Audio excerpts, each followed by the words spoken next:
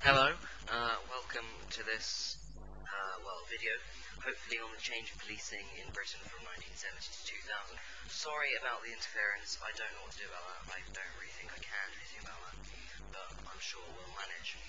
So basically, this is on the change of policing in Britain from 1970 to 2000, and I asked myself the question of how that had changed. And, well, since I asked myself that question, I discovered some fascinating information, really fascinating, on, well, mainly the changes in uniform, equipment, and forensics. There seem to be a few patterns that emerge. I'll leave them hopefully for later.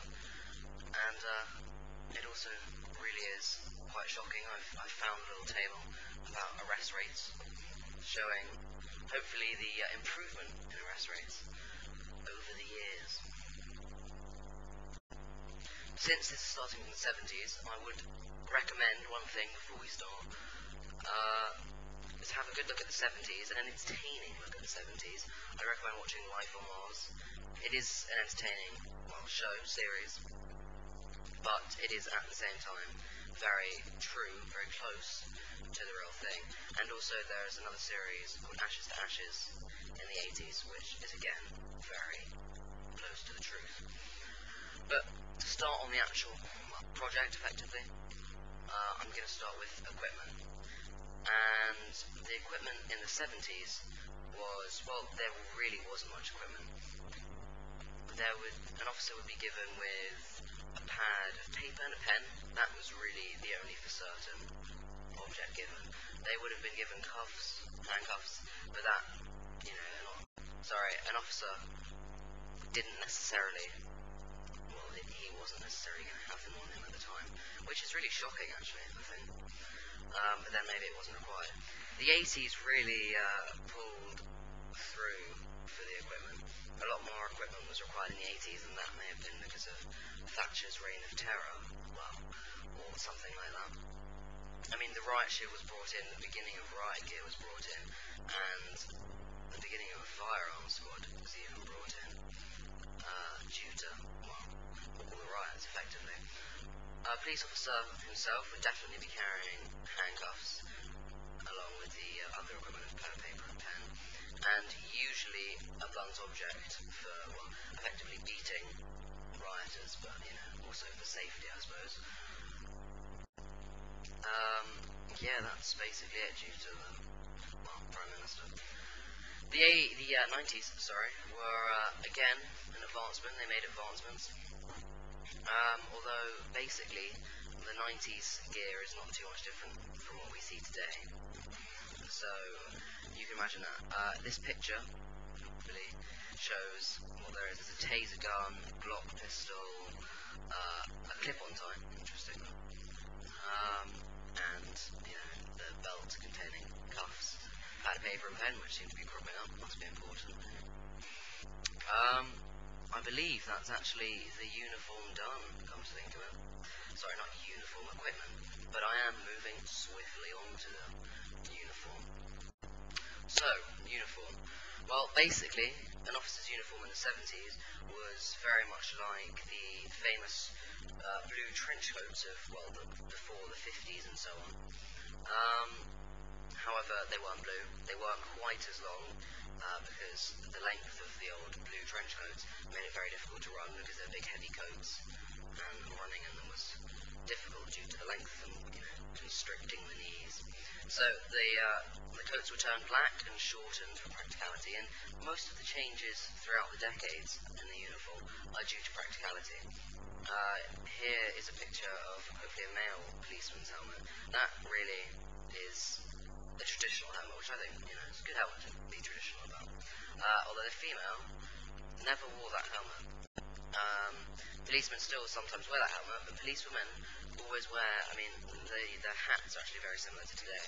However, we don't have the black coats. They converted. Basically, the tie is also significant.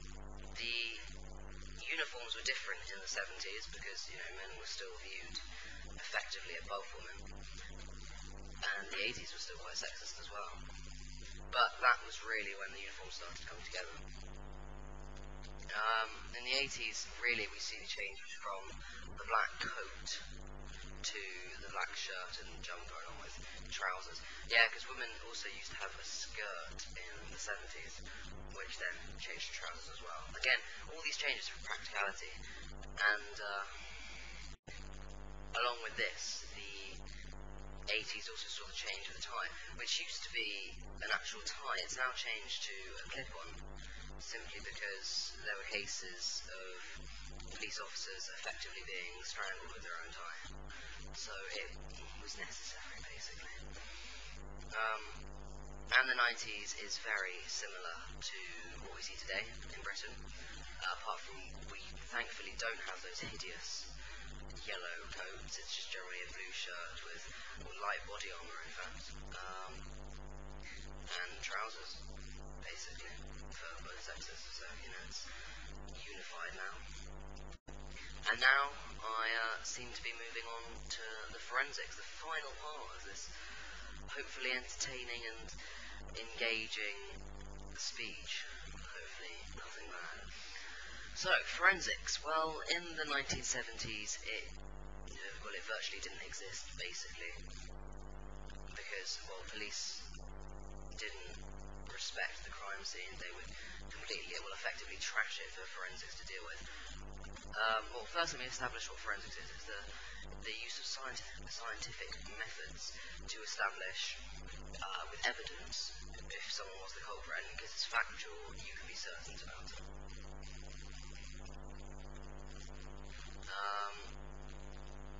In the 70s, it basically didn't exist, because the police would really, well, they completely ruined the site for any possible fingerprinting or establishing whose DNA this was. But not DNA, sorry. Forensics was also used at a morgue, where a person establishes how somebody died, if they were strangled, if they had a heart attack, if they were poisoned. Effectively establishing whether they died of a natural cause or whether someone killed them, for instance.